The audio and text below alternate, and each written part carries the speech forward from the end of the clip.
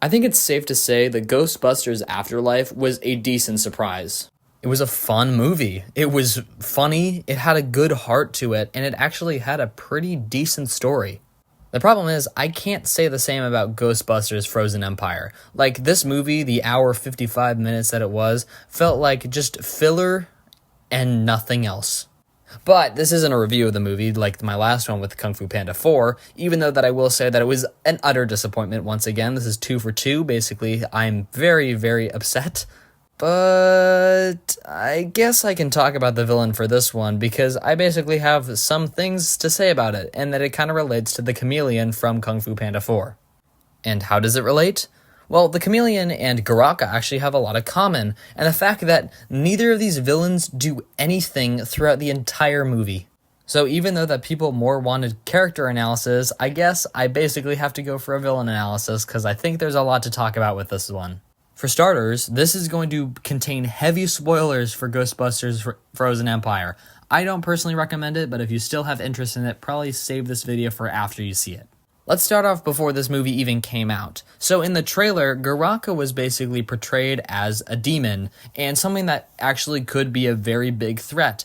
The power to scare people to death was something that hadn't been done in Ghostbusters before, and actually had a pretty interesting concept with it.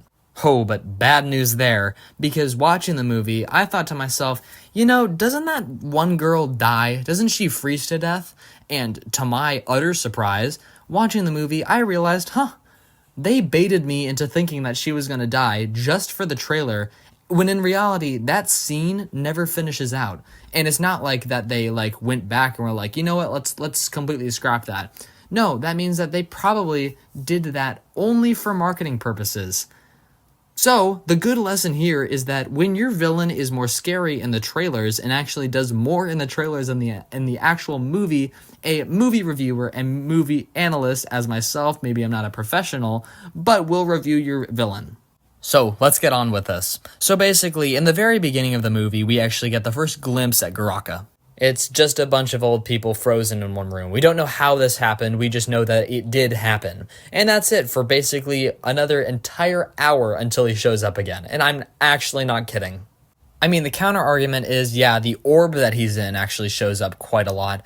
The thing is that the actual character of Garaka only appears in the movie in the last 25 minutes of it. So basically, this entire movie is more about learning about what Garaka is and what he's capable of through basically just going through what he's capable of over and over and over again, basically just filling runtime until it actually gets to Garaka, where we only have 25 minutes to actually absorb him and basically see what he's capable of doing. So I'm only running on 25 minutes of footage to actually explain what Garaka is doing and how he should be a villain but probably isn't. So what does he do in this last 25 minutes?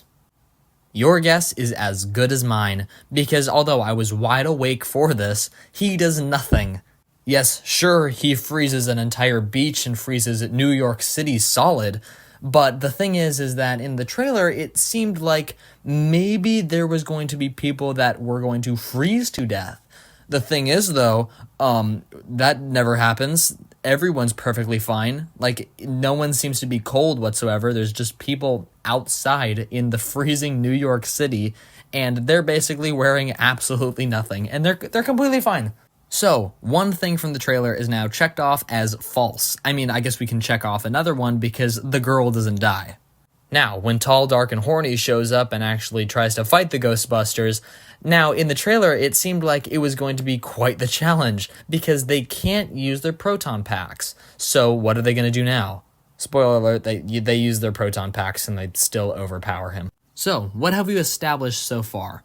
Well, let's see. The Garaka is more powerful in the trailer than he seems to be in the actual movie, with his intentions being revealed that he's basically just trying to get revenge because they tore his horns off and they locked him away. But his revenge is pretty late, and that there's no real intention for him to go after just regular people when he was mostly going after the person that imprisoned him, which why in the first place? Why did the king basically imprison him when he had done nothing wrong except help him?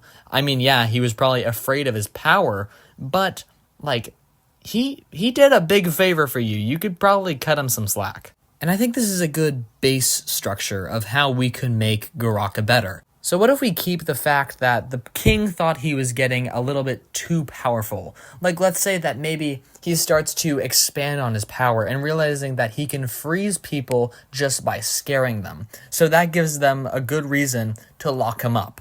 And maybe his horns are the actual entirety of his power. This is where his entire power comes from, and that when they remove him, his power is stripping and basically is locked inside of this orb.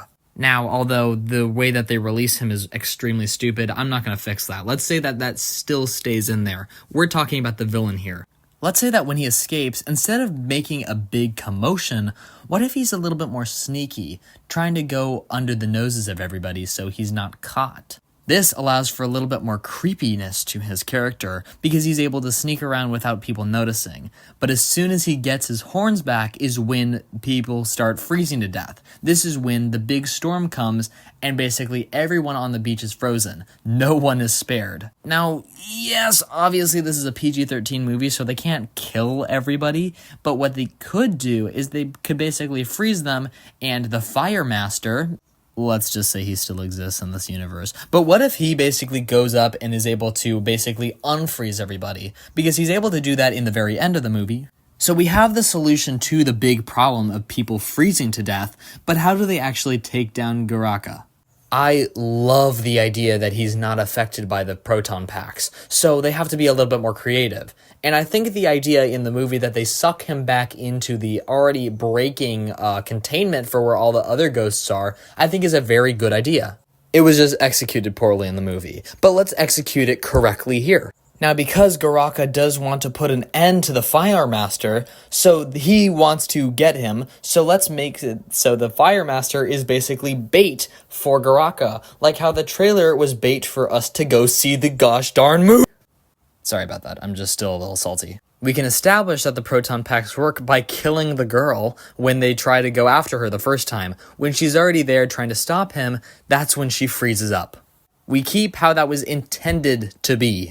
So when he's Lord, he doesn't know that they basically have this trap all set up, and that's how they defeat him. Yeah, they can have a full final battle thing or whatever, but basically in order to make the villain arc kind of like complete itself is that he gets sucked into what he was trying to release. Which, let's say, because of the king in the earlier part of the movie, he wanted more power, so let's say Garaka took inspiration from this king and tried to gain power over the entire earth. There you go, there's some stakes right there, and because they have to suck him in, maybe they have to make the difficult choice of releasing all these ghosts that they've caught in the past, because obviously they want to make a sequel to the sequel, and basically, that's how they suck him in. They release all the pressure of the other ghosts and allow this one big ghost to be sucked into this one big container, and then that's how the movie ends, with just a little bit of sequel bait in it just to kind of like wrap it up.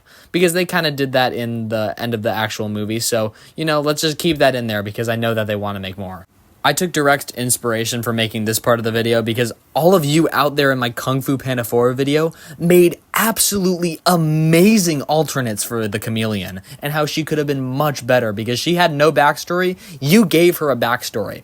All of you out there are much better writers than the people in Hollywood. So please, if you have any suggestions or any changes you want to make to my interpretation of this, or if you want to make your complete own to make Garaka an even better villain, go ahead and leave it in the comments. Seriously, I was so blown away by the amount of comments that were on that last video and how many good ideas was in it.